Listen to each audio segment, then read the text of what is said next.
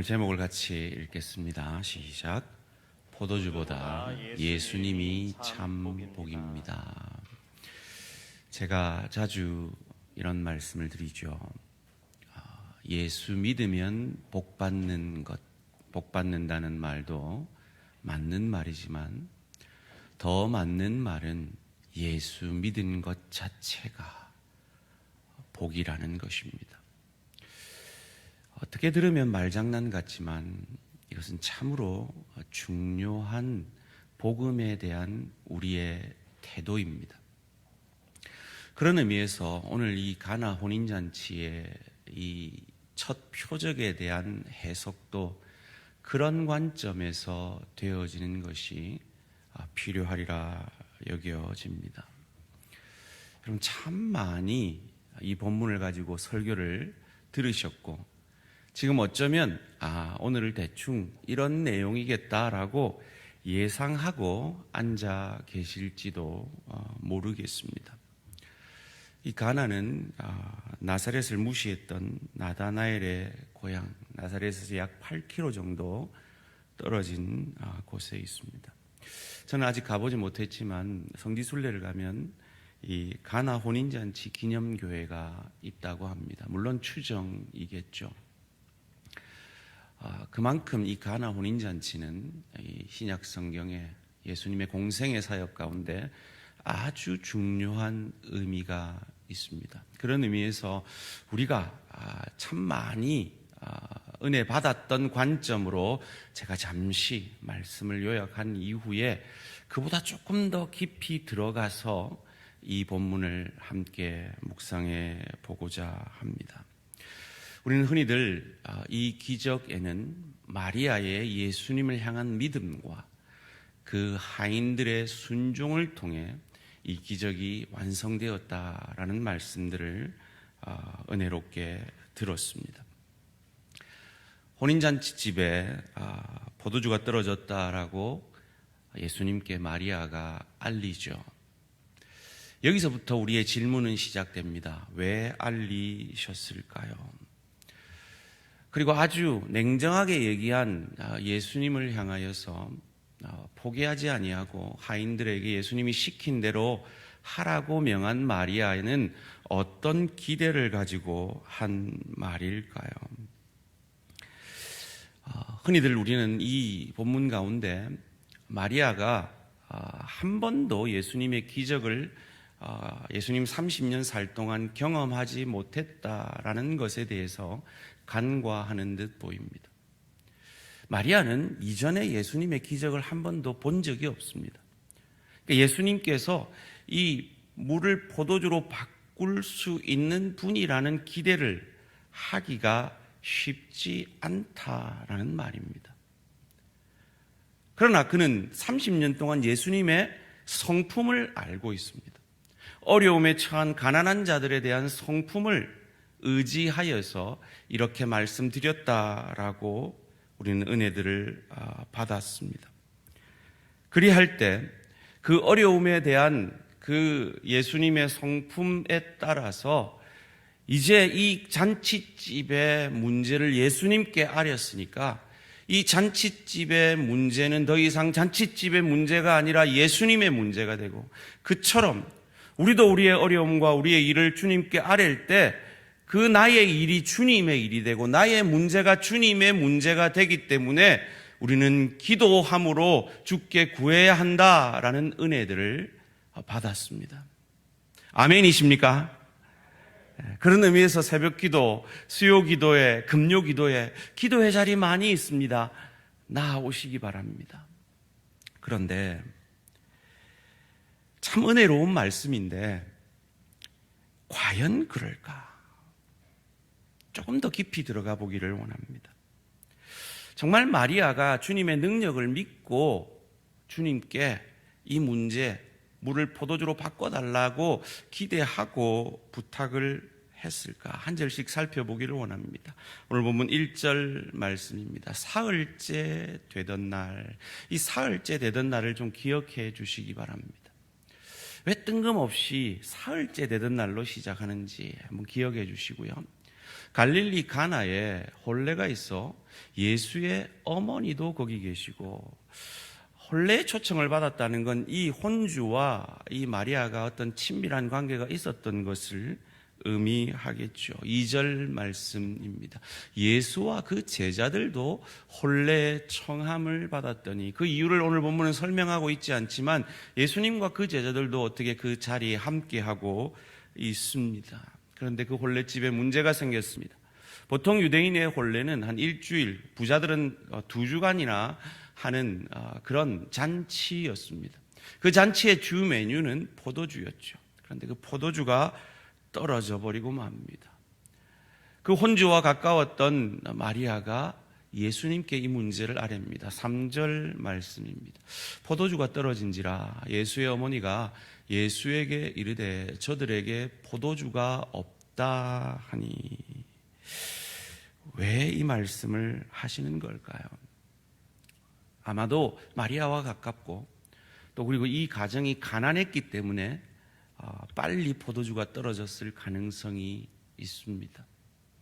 그런데 예수님의 반응은 너무 냉정한 것 같습니다. 4절 말씀입니다. 예수께서 이르시되 여자여 나와 무슨 상관이 있나이까? 내 때가 아직 이르지 아니하였나이다. 참 냉정하지 않습니까? 여자여, 이 참 어머니한테 쓰는 용어는 아니라고 하는데 이것에 대한 여러 가지 해석들이 있습니다. 이 여자여라는 말은 예수님께서 십자가에서 요한복음 19장 26절에서 여자여 보소서 아들이니이다 할 때 이 귀내라는 단어와 동일한 단어입니다. 여인에 대한 극존칭이다라고 설명하기도 합니다. 일리 있는 해석입니다. 그러나 좀 더 예수님께서 이 어머니로서가 아니라 구속자로서, 메시아로서, 구원자로서 구원받아야 할 대상인 어머니를 객관화하고 있다라고 해석하는 것이 더 본질적인 해석이라 여겨집니다. 왜냐하면 지금 예수님은 이제 그리스도로서, 메시아 구원자로서 구원 사역을, 공생애를 시작하고 계시기 때문입니다. 나와 무슨 상관이 있습니까? 라는 이 표현을 제가 영어 성경들 여러 버전에서 한번 찾아봤습니다. 영어 성경들을 이렇게 번역하고 있더라고요. 왜 저를 끌어들입니까? 라고 NIV 성경은 번역하고 있고요. 당신의 관심사가 저와 무슨 상관이 있습니까? 라고 뉴 킹 제임스 버전에서는 번역하고 있고요. 킹 제임스 버전은 내가 당신과 무슨 관계가 있습니까? 라고 냉정한 태도로 예수님께서 말씀하셨다는 것을 말하고 있습니다. 왜 예수님께서 이렇게 말씀하셨죠? 내 때가 이르지 아니했기 때문이죠. 그렇다면 내 때는 무슨 때일까요? 내 때란 예수님의 공생애를 여러 가지 단계로 구별해 본다면 이미 제자들을 모으시고 공생애를 시작하시기는 하셨지만 아직 공개적으로 이적을 행할 단계는 아니다. 그리고 이 구원의 사역이, 이 기적이 더 이상 표적으로서의 가치가 없다면 나는 이적을 행할 이유가 없다. 구원 사역에 특별히 예수님께서 사단에게 시험 받으실 때도 돌을 떡되게 하실 수 있었지만 공적인 사역 위에 자신의 능력을 쓰지 않으셨던 그 예수님의 동일한 태도를 오늘 본문 가운데 볼 수가 있는 것입니다. 이에 아랑곳하지 않고 마리아는 그의 하인들에게 예수님이 시키는 대로 하라라고 명령합니다. 그리고 예수님이 내 때가 이르지 아니하였다고 하셨는데 물을 포도주로 바꾸어 주십니다. 왜일까요? 그 사이에, 그 잠깐 사이에 내 때가 이른 것일까요? 그 잠깐 사이에 변할 그런 말을 예수님께서 하시지는 않으셨다라고 여겨집니다. 그렇다면 왜 때가 되지 않았음에도 예수님은 이 표적을 행하셨을까요? 이 사역이 예수님의 사역 후반기에 일어난 기적이라면 우리가 흔히들 상상하듯이 마리아가 예수님을 믿고 예수님이 물을 포도주로 바꾸실 것을 믿고 예수님이 어떻게든 기적을 행하셔서 이 문제를 해결해 주실 것을 믿고 구했다라는 해석이 적절할지도 모르겠습니다. 그런데 지금은 첫 표적이라고 성경은 기록하고 있습니다. 예수님의 공생의 첫 주고 첫 표적, 첫 이적인 겁니다. 이전에 마리아는 한 번도 예수님의 기적을 경험해 본 적이 없다라는 말이죠. 물론 처녀 출생을 통하여서 마리아는 자신의 아들이 메시아다는 그 예언을 들었습니다. 그러나 그 예언이 희미했습니다. 그 이유를 마가복음 3장 21절 22절에서 그의 가족들이 예수가 미쳤다라는 소문을 듣고 예수께 찾아오고 그 중에 한 명이 마리아였던 것 통해서 마리아는 아직도 예수님이 메시아 구세주라는 것에 대한 확신이 없다라고 보는 것이 합당합니다. 그렇다면 마리아는 예수님께 이 부탁을 왜 했을까요? 이에 대해서 우리 교단이 추구하는 칼빈주의, 개혁주의 신앙의 가장 대표주자인 이 칼빈이라는 신학자는 이렇게 해석을 합니다. 칼빈은 예수께서 설교로서 불만을 진정시켜 달라고, 이제 포도주 떨어졌으니까 이제 불만이 나올 거니까 예수님이 설교하셔서 불만을 진정시켜 달라고 부탁하였고, 종들에게 부탁하신 것은 예수님이 이제 설교하실 때 되면 설교를 잘 하실 수 있도록 준비를 부탁한 것으로 해석하고 있습니다. 또 벵겔이라는 그 유명한 신학자는 제자들의 숫자가 지금 너무 많으니까 입을 하나라도 줄여야 되니까 예수님 무리가 떠나면 13명이 주니까 떠나는 게 좋겠다라고 해석할 정도로 이 신학자들은 이 예수님에 대한 마리아의 부탁을 전혀 믿음과 상관없는 것으로 해석을 하고 있습니다. 마가복음 6장 3절에 보면 마리아의 아들 예수라고, 마리아의 아들 목수라고 칭해지고 있는 예수님을 보게 됩니다. 예수님 생애 12살 때 성전에 갔을 때 요셉이 잠깐 등장하고 그 이후에는 요셉이 사라졌다는 것을 통해서 우리는 요셉이 일찍 죽고 마리아가 홀로 그 자녀들을 키웠을 것이라고 짐작할 수가 있습니다.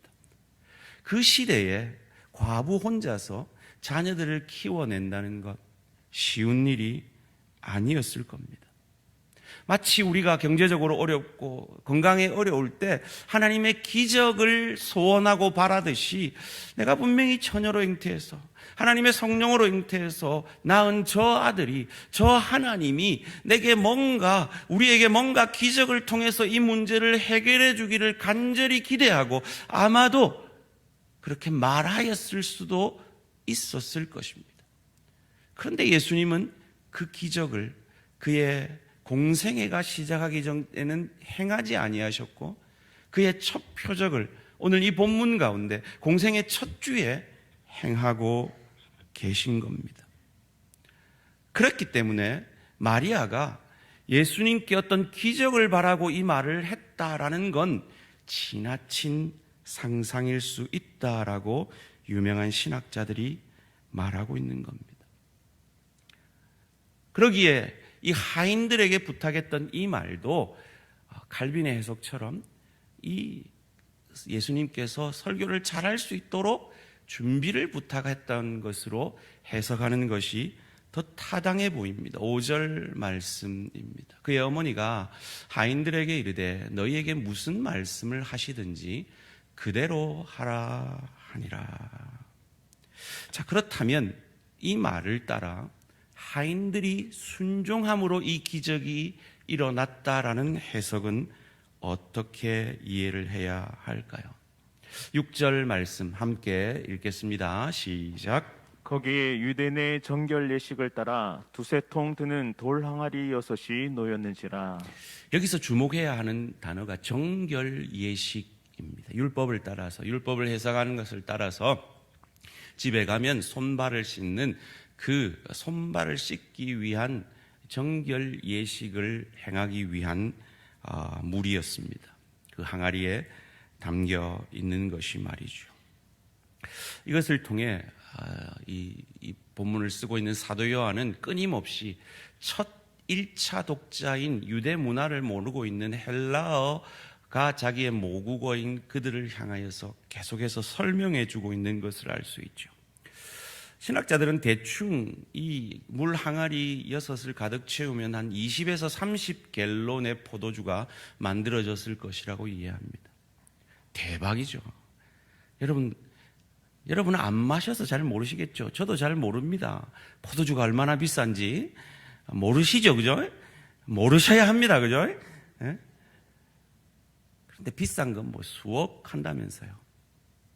그런데 이 연회장이 감탄할 정도로 이 좋은 포도주가 20, 30갤론이 생긴 겁니다. 저는 이 본문을 보면서 우리 교회 사업하시는, 장사하시는 분들이 생각이 났어요.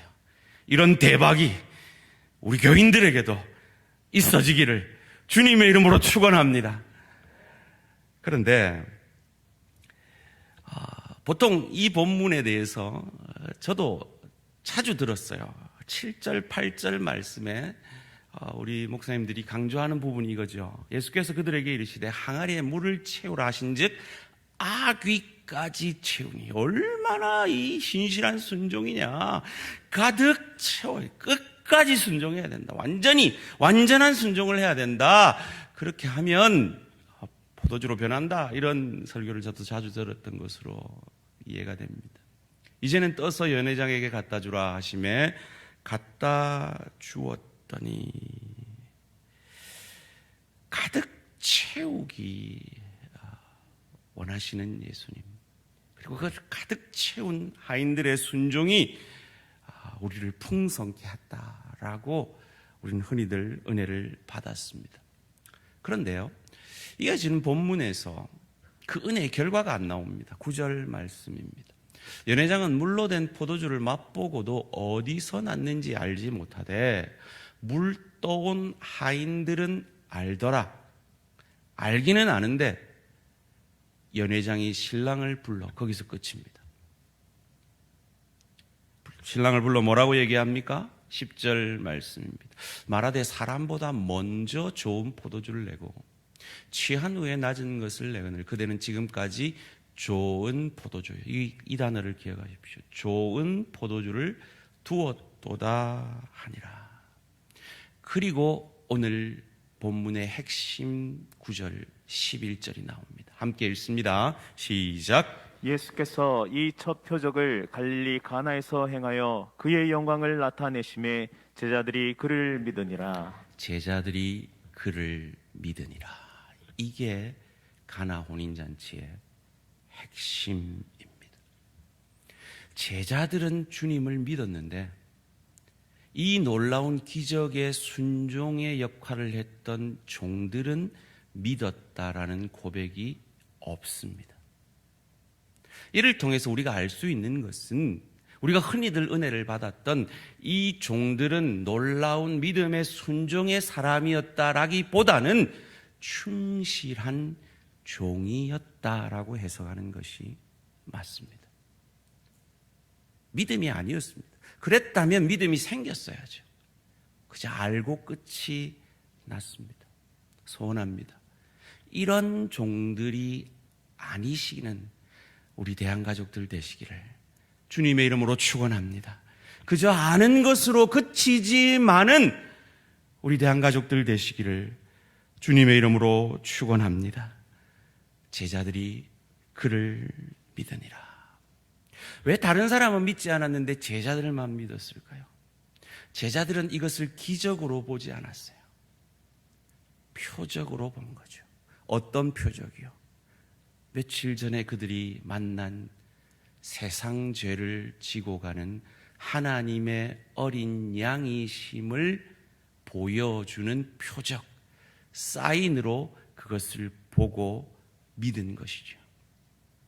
내 때가 되지 않았기 때문에 아직 내가 메시아라는 것을 공개적으로 밝히지는 못했지만 그것을 알고 따라온 제자들은 그 예수님의 첫 기적을 기적 자체로만 믿지 않고 연회장처럼 포도주가 변한 것으로만 감동하지 않고 그것을 통해 그가 예수 그리스도임을, 메시아임을, 구원자임을 알고 믿게 된 것이죠.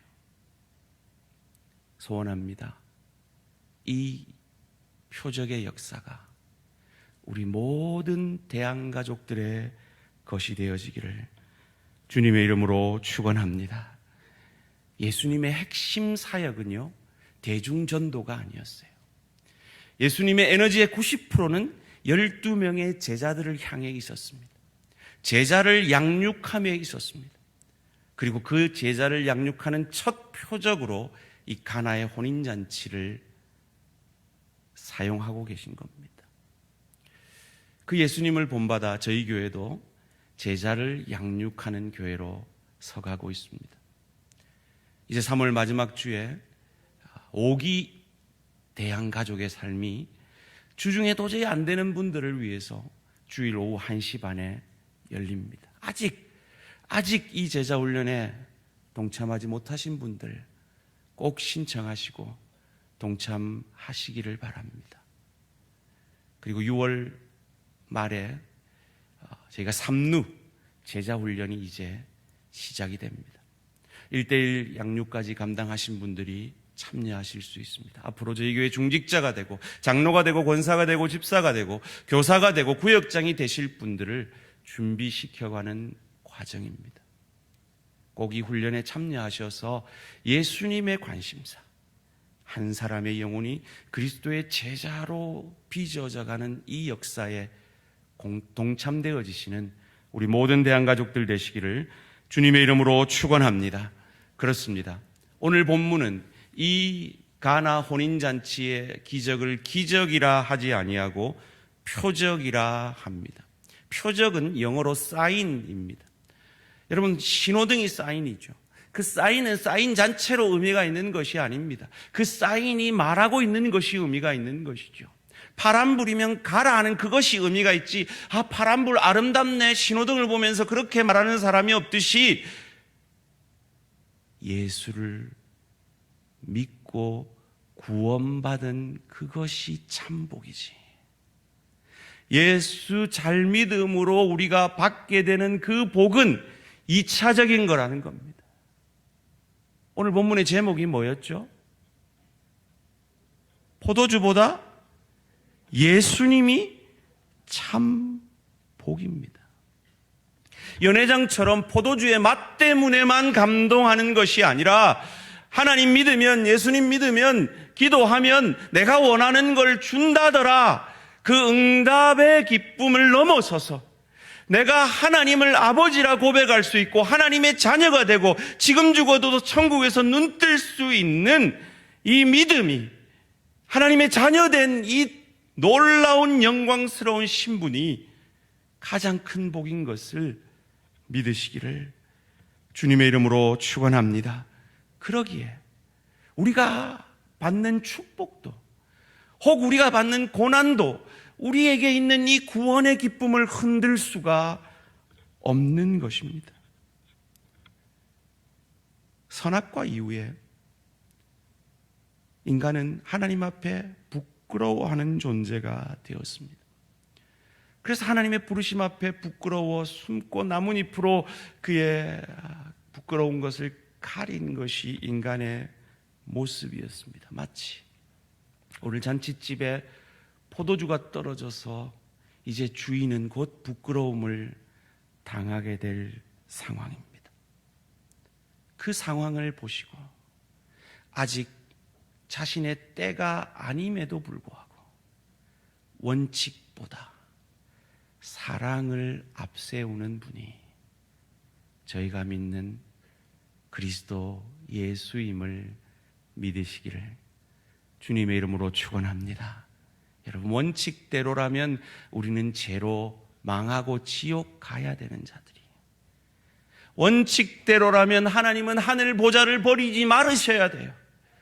그런데 그 원칙을 자신의 때가 아님에도 불구하고 하늘 보좌를 버리고 인간의 입장에 되어서 성육신하시고, 그 원칙대로라면 세례 요한이 자신에게 세례를 받아야 되는데 인간 대표자인 세례 요한에게 죄를 전가받는 세례를 자신이 받으셨고, 원칙대로라면 돌을 떡으로 만들어서라도 그 능력대로 그는 배고프지 않으셔야 함에도 불구하고 사단의 그 시험을 우리 대신 이겨주시고, 원칙대로라면 십자가에 우리가 달려 죽어야 하는데 우리를 대신하여 우리 대신 십자가에 달려 죽으시고, 그 죽음으로 원칙대로라면 끝이어야 하는데 우리를 위해 그 죽음을 이기고 부활하신 그 주님이 오늘 내 때가 이르지 아니한, 원칙대로라면 지적을 베풀 수 없는 그 상황에 부끄러움을 당할 그 주인을 위하여,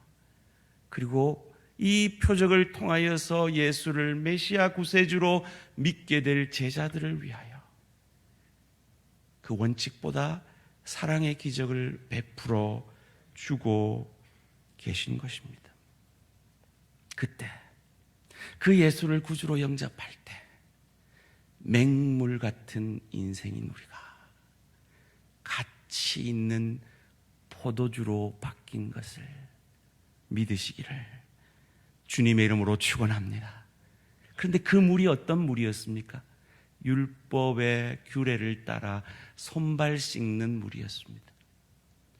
율법을 넘어서 복음으로 나아가고 있는 것입니다.